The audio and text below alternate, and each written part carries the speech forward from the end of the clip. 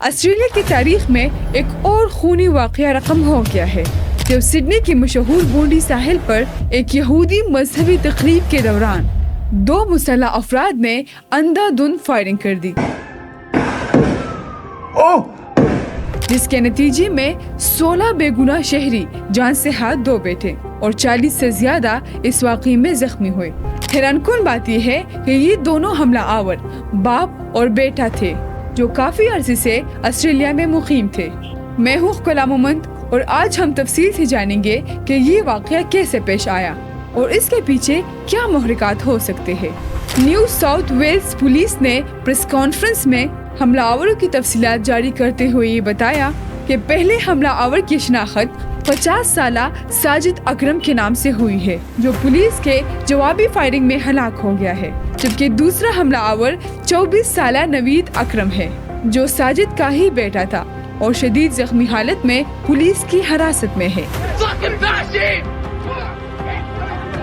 جو بات اس واقعے کو مزید حیران کن بناتی ہے وہ یہ ہے کہ ساجد اکرم کے پاس 10 سال سے اسلحے کا قانونی لائسنس بھی موجود تھا اور وہ ایک گن کلب کا باقاعدہ رجسٹرڈ ممبر بھی تھا۔ اس کا مطلب یہ ہے کہ وہ کسی مجرمانہ ریکارڈ کے بغیر ایک عام شہری کی طرح رہ رہا تھا اور کسی کو اس قدر تک اندازہ تک نہیں تھا کہ وہ کس قدر خوفناک حملے کا منصوبہ بندی کر رہا ہے۔ ابھی تک پولیس نے ساجد اکرم کے قبضے سے 6 مختلف ہتھیار برآمد کی ہے اور تحقیقات ابھی تک جاری ہے کہ ان میں سے کتنے ہتھیار اس فائرنگ کے واقعے میں استعمال ہوئے ہیں۔ اب سوال یہ ہے کہ یہ حملہ کیوں کیا گیا اور اس کے پیچھے کیا محرکات تھے۔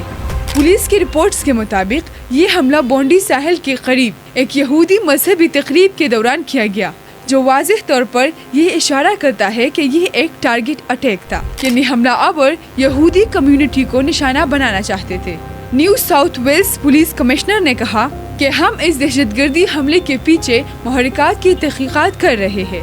اگرچہ پولیس نے یہ واضح کر دیا گیا ہے کہ اب مزید ملزمان کی تلاش ختم کر دی گئی ہے، یعنی صرف یہ 2 یعنی باپ اور بیٹا ہی اس حملے میں ملوث تھے، لیکن تحقیقات ابھی تک ادھورے لگ رہے ہیں کیونکہ کسی کو معلوم نہیں کہ یہ دونوں باپ بیٹا کون تھے۔ کیا یہ کسی بڑے نیٹ ورک کا حصہ تو نہیں؟ یہاں پر ایک اہم نقطہ یہ بھی ہے کہ دونوں حملہ آور یعنی باپ اور بیٹے کافی عرصے سے آسٹریلیا میں مقیم تھے، یعنی یہ کوئی نئے آئے ہوئے افراد نہیں تھے بلکہ معاشرے کا ہی حصہ تھے۔ ابھی تک پولیس نے ان دونوں کے پس منظر کے بارے میں کوئی اہم تفصیلات فراہم نہیں کی، لیکن یہ بات واضح ہے کہ تحقیقاتی ادارے اس بات کا جائزہ لے رہے ہیں کہ کیا یہ افراد کسی انتہا پسند نظریے سے متاثر تھے،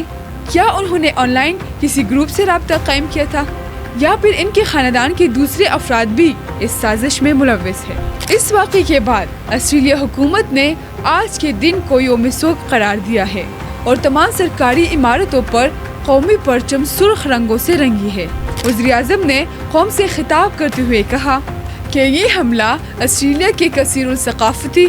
اور پرامن معاشرت پر ایک حملہ ہے اور ہم اس قسم کے نفرت اور دہشت گردی کو برداشت نہیں کریں گے۔ لیکن اب سوال یہ پیدا ہوتا ہے کہ آسٹریلیا میں ہتھیاروں کے لائسنس کا نظام کتنا مؤثر ہے۔ اگر ایک شخص جس کے پاس 10 سال سے لائسنس ہے اور جو گن کلب کا ممبر بھی ہے وہ اس قسم کے حملے کر سکتا ہے، تو پھر لائسنس سسٹم میں کیا خامیاں ہیں؟ اس واقعے کے بعد آسٹریلی معاشرے میں بھی کچھ تناؤ پیدا ہونے کا خدشہ ہے، خاص طور پر مسلم کمیونٹی کے لیے، کیونکہ حملہ آوروں کے نام مسلمان کمیونٹی کے ناموں سے جڑے ہوئے ہیں۔